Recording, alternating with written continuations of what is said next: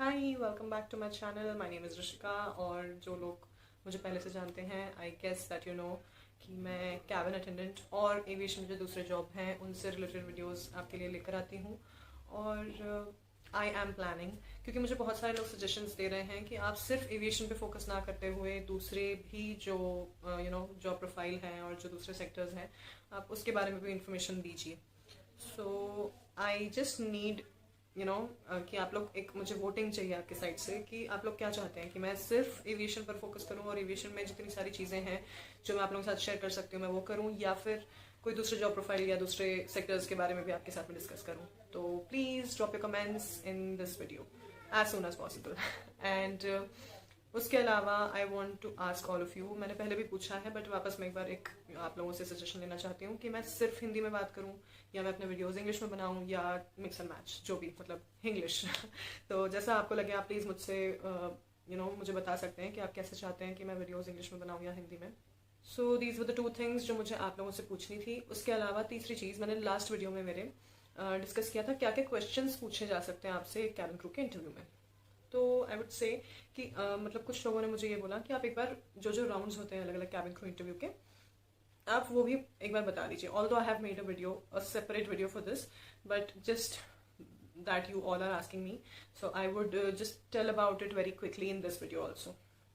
सो सबसे पहला होता है इंट्रोडक्शन राउंड, और इट डिपेंड्स कि कितने सारे लोग आए हुए हैं उस इंटरव्यू के लिए। अगर बहुत ज़्यादा क्राउड है तो वो सबसे पहले कंडक्ट करेंगे जीडी, क्योंकि ग्रुप डिस्कशन वाला जो राउंड है वो लिया ही इसलिए जाता है कि उसमें बहुत कम टाइम में बहुत सारे लोगों को वो एलिमिनेट कर सकते हैं, ठीक है, या डिस्क्वालीफाई कर सकते हैं।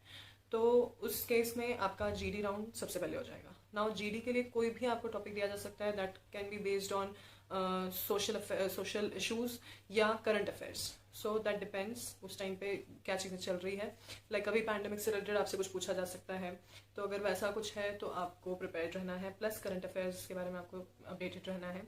And apart from group discussion, अगर आप सोचो तो आपके पास में मतलब सी इट डिपेंड्स, जैसे कि मैंने आपको बताया, तो अगर पहले ग्रुप डिस्कशन है और अगर आप उसमें एलिमिनेट हो गए हो तो आपके पास में कोई और चॉइस नहीं, you have to go home again और आप दूसरे इंटरव्यू के लिए प्रिपेयर करो। बट अगर आपका इंट्रोडक्शन राउंड है तो आप पहले इंट्रोडक्शन देंगे अपना, और उसके अलावा अगर उसी में ही वो आपसे कोई और क्वेश्चन पूछते हैं, वेल एंड गुड। नहीं तो वो क्या करेंगे कि मतलब कम से कम 8 से 10 लोगों को एक बार में बुलाएंगे, जितने भी कैंडिडेट्स हैं उनको एक बार में बुलाएंगे, सबको बोलेंगे कि इंट्रोड्यूस योरसेल्फ। तो उसमें आप जिस तरह से आंसर करते हो वो डिपेंड करता है कि आप नेक्स्ट राउंड पे जाएंगे या नहीं जाएंगे।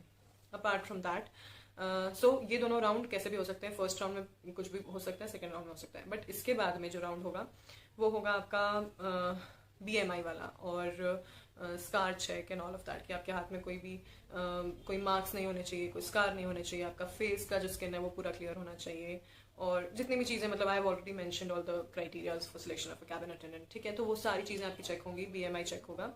तो थर्ड राउंड में ये सब होता है।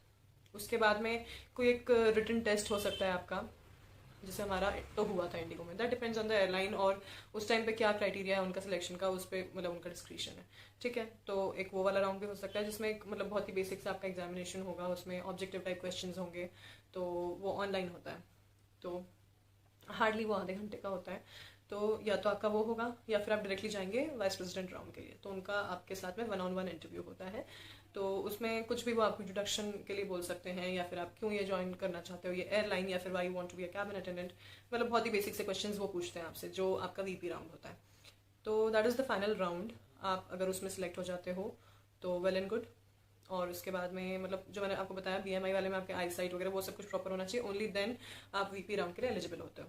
तो आप वीपी राउंड में भी अगर सिलेक्ट हो जाते हो तो फिर उसके बाद में आपको मिलता है आपका जॉब ऑफर लेटर, ठीक है। तो there are basically 4 to 5 rounds in an interview of a cabin attendant, तो आप उस चीज़ का ध्यान रखिए and be prepared for everything. Apart from this people have the concern कि हम इंग्लिश कैसे इंप्रूव करें और क्या करें कि हम जल्दी से अच्छे हो जाएं, फ्लुएंट हो जाएं इंग्लिश में। So I have already made a separate video for that, आप प्लीज़ वो वीडियो को देखिए। और उसके अलावा अगर आपके पास और कोई डाउट्स हो, आप कोई और हेल्प चाहिए, तो you can any time approach me, और आप मुझे डीएम कर सकते हो मेरे इंस्टा पेज पे। So that's all I wanted to say to all of you. Now I'm going to start today's video. So today I want to discuss with all of you that we all know कि crew का और pilots का कोई fixed schedule नहीं होता है, right?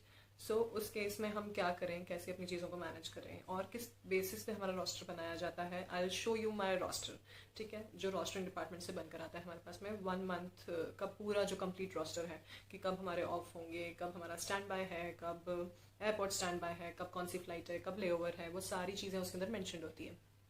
And तो मैं आपको वो अपना रोस्टर दिखाऊंगी और आई एक्सप्लेन एवरीथिंग कि वो रोस्टर में क्या चीज़ का क्या मतलब है। Like we have basic synonyms and few codes for everything, तो I just explain all of that.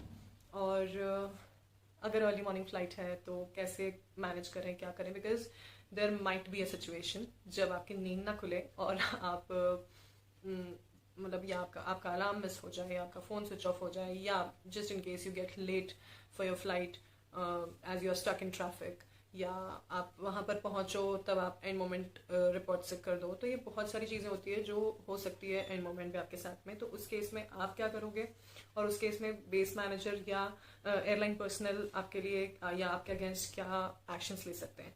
तो वो सारी चीज़ें मैं आज डिस्कस करूँगी आपके साथ में। So please stay tuned and please watch the full video. Warning letter का मतलब है that this is the mistake that you have done and you can't repeat it, you just can't afford to have any other mistake like that again. और वो बहुत affect करता है आपके further promotions में। मतलब आपकी पूरी एक फाइल बनी हुई होती है जिसके अंदर आपकी ओवरऑल जो बोलते हैं ना परफॉर्मेंस अप्रेजल रिपोर्ट और वो सारी चीज़ें, वो सब कुछ उसके अंदर होता है कि आप कैसे परफॉर्म कर रहे हो और लाइक पूरे इसमें फ्लाइट में। उसके अंदर आपकी जो सीनियर मोस्ट कैबिन अटेंडेंट होते हैं जिनको हम लीड बोलते हैं या सीनियर कैबिन क्रू बोलते हैं SCC, तो उनके भी सारे फीडबैक्स होते हैं कि क्या होता है हर महीने के एंड में जितने भी सीनियर कैबिन क्रू होते हैं उनसे कुछ जो दूसरे कैबिन क्रू होते हैं जो नए आए होते हैं उन सब के बारे में एक फीडबैक लिया जाता है। तो उस फीडबैक में अगर उन्होंने आपके बारे में अच्छा फीडबैक दिया है, यू आर लकी इनफ, तो आपके लिए प्रमोशन के चांसेस बढ़ जाते हैं। और बाय चांस अगर आपके बारे में कोई नेगेटिव फीडबैक है तो that might be a trouble for you, ठीक है। तो प्लीज़ कीप इन माइंड कि आप सारी चीज़ें अच्छे से करो और सब कुछ अच्छे से रहे ऑन बोर्ड और आप कोई गलती ना करो। और हमेशा you have to reach on time at the airport और एट बेस ऑफिस ताकि आप फ्लाइट के लिए लेट ना हो। अगर आप लेट हो जाते हो तो एज आई टोल्ड यू कि आपको वार्निंग लेटर मिलेगा। Now if they are trying to call you और अगर आप फ़ोन नहीं उठा रहे हो तो उस केस में कुछ नहीं हो सकता। उस टाइम पे they will have to arrange another cabin attendant जो उस फ्लाइट के लिए जाएंगे। नाउ क्योंकि उनको एंड टाइम पे पुल आउट किया जा रहा है फ्लाइट के लिए, तो obviously the flight is going to get delayed क्योंकि the person is not prepared, ठीक है। चाहे स्टैंड बाय पे हो बट एटलीस्ट लोगों को पता होता है कि हाँ हमारी फ्लाइट लगने वाली है या नहीं लगने वाली है, हम पुल आउट होंगे या नहीं होंगे, ठीक है। बट एंड मोमेंट पे जब कोई पुल आउट होता है तो ऑब्वियसली उनको भी उठना है, उठकर रेडी होना है और इतनी दूर से जाना है एयरपोर्ट तक। तो उस केस में वो किसको पुल आउट करेंगे, जो एयरपोर्ट से नियरेस्ट रहता होगा, जिनका मतलब घर एयरपोर्ट से सबसे पास में होगा। तो वो ऐसे क्रू को पुल आउट करेंगे फ्लाइट के लिए और वो फ्लाइट के लिए चले जाएंगे। और उसके बाद में एज सुन एज आपसे कांटेक्ट हो पाएगा you will be called on the base. आपको बेस पे जाना पड़ेगा और बेस पे जाके आपको वार्निंग लेटर भी मिलेगा और आपसे मतलब बहुत सारे क्वेश्चंस पूछे जाएंगे कि क्या हुआ, what went wrong and why didn't you come for flight and all of that. बहुत सारी चीज़ें होती हैं।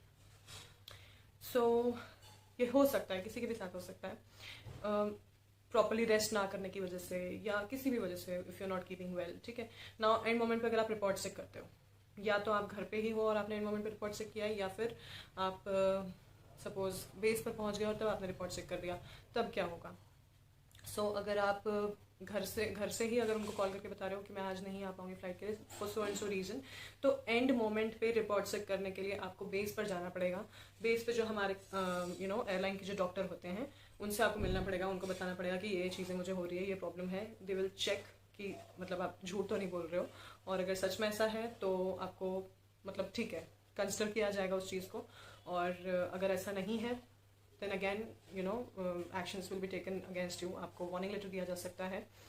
और उसके अलावा बाय चांस आप ट्रैफिक में स्टक हो तो अगर they will just cross check कि अगर आपने कैब टाइम पर बोर्ड किया है या नहीं। अगर टाइम पर बोर्ड किया है इट्स नॉट योर फॉल्ट, क्योंकि आप ट्रैफिक में स्टक हो, इट्स नॉट योर फॉल्ट, ठीक है। तो उस केस में वो लोग बस क्विकली दूसरा क्रू ही अरेंज कर सकते हैं। आपको एक प्रॉपर टाइम उनको बताना पड़ेगा कि मैं इस लोकेशन पर हूँ और बहुत ही ज़्यादा ट्रैफिक में मतलब फंसी हुई हूँ, तो आप उनको बता सकते हैं कि मुझे इतना टाइम लग सकता है। अगर उनको ऐसा लगता है कि हाँ आप पहुँच जाओगे, वेल एंड गुड। अगर नहीं तो फिर वो दूसरे क्रू का अरेंजमेंट करेंगे, ठीक है। But as soon as you reach your base office, तो ये नहीं है कि आप उसके बाद में सीधे घर जा सकते हो, आपको वहाँ पर जाकर बताना है, होल सिनेरियो सब कुछ एक्सप्लेन करना है, और उसके बाद में they might put you on airport stand by, ठीक है। तो आपका जितना भी ड्यूटी आवर्स था उस दिन के लिए, ड्यूटी आवर्स एज इन आपका sign in to sign off का जो टाइम होता है, ठीक है। आप जैसे ही आप एयरपोर्ट पे पहुंचते हो तो आप साइन इन करते हो, और जब आप एयरपोर्ट से वापस घर जा रहे होते हो उस टाइम पे आप साइन ऑफ करते हो।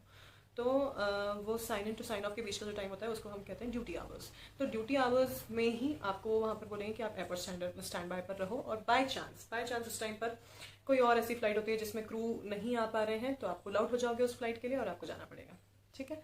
तो I guess this was the thing that I wanted to discuss with all of you. So हमेशा मैं यही बोलूँगी कि आप फ्लाइट के पहले प्रॉपर रेस्ट लो, हेल्दी खाना खाओ, कुछ हैवी खाना मत खाओ, सो दैट आपको नेक्स्ट डे फ्लाइट पर एकदम से ऐसे रिपोर्ट सिक ना करना पड़े, या ऐसा ना हो कि आपकी नींद नहीं खुल रही है। हमेशा अपने फ़ोन को चार्ज रखो, और अगर हो सके तो किसी को भी, मतलब लाइक योर मदर और anybody from your family, you must tell them कि इतने बजे की मेरी फ्लाइट है और मुझे इतनी बजे उठना है। तो अगर उनके लिए पॉसिबल है तो they will also give a call to you कि यार टू जस्ट चेक कि आप उठ गए हो या नहीं टाइम पर, ठीक है। अपार्ट फ्रॉम दिस, बहुत बार ऐसा हो जाता है कि हम बहुत ज़्यादा फटीग हैं, या बहुत ज़्यादा हमारी मतलब you not just feeling like going for work and you not just feeling like flying that particular day. तो उस टाइम के लिए आप फटीग रिपोर्ट भी कर सकते हो, बट उसमें भी एक सिनेरियो है, एक कंडीशन है कि आप फटीग रिपोर्ट कब करोगे। अगर आप कंटिन्यूसली फ्लाई कर रहे हो तब तो वो चीज़ ठीक है, कंसिडरेबल है, वो समझ में आ रहा है कि हाँ बहुत दिन से फ्लाई कर रहे हो, आपकी डेली फ्लाइट्स लग रही हैं, चाहे शॉर्ट सेक्टर्स ही क्यों ना कर रहे हो, या आपके छोटे पैटर्न क्यों ना हो फ्लाइट के, but still you are flying each day. तो वो चीज़ उनको समझ में आती है कि हाँ भाई ये क्रू ने फ्लाइंग बहुत ज़्यादा करी है, तो वो फटीग रिपोर्ट कर सकते हैं। बट इट्स नॉट दैट कि आप अपना ऑफ मना कर आ रहे हो अच्छे से 2 दिन का ठीक है, और ऑफ के बाद में you had your stand by and whatsoever it is, मतलब like you got enough time to rest, but उसके बावजूद अगर आप फटीग रिपोर्ट कर रहे हो तो वो एक्सेप्ट नहीं किया जाएगा, या वो कंसिडर नहीं किया जाएगा, राइट। उसके अलावा आपके साथ में एक और चीज़ हो सकती है कि अगर आपने फटीग रिपोर्ट किया भी है, well and good, you will go home. उनको बस ये चीज़ रियलाइज होनी चाहिए कि हाँ मतलब जेन्युइनली किया है, ठीक है।